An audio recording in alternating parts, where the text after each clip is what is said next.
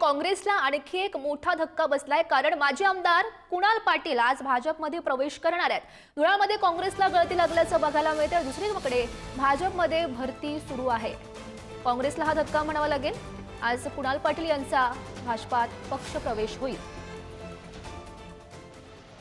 आणि या संदर्भात अधिकची माहिती जाणून घेऊयात प्रतिनिधी भूषण यांच्याकडून। भूषण, बघू शकतोय आपण काँग्रेसला हा धक्का मानला जातोय, मोठा धक्का म्हणावा लागेल, कारण अखेर कुणाल पाटील आज भाजपात पक्ष प्रवेश करतायत।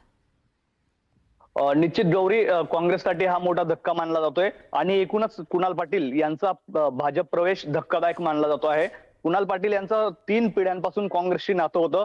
कुणाल पाटील यांचे आजोबा चुडावन पाटील हे 2 वेळेस आमदार आणि 2 वेळेस खासदार, 3 वेळेस खासदार काँग्रेसकडून राहिले आहे।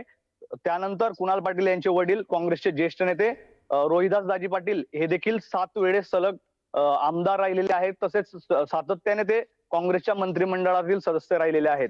त्यानंतर कुणाल पाटील हे देखील धुळे ग्रामीण मतदारसंघातून 2 वेळेस निवडून आलेले होते।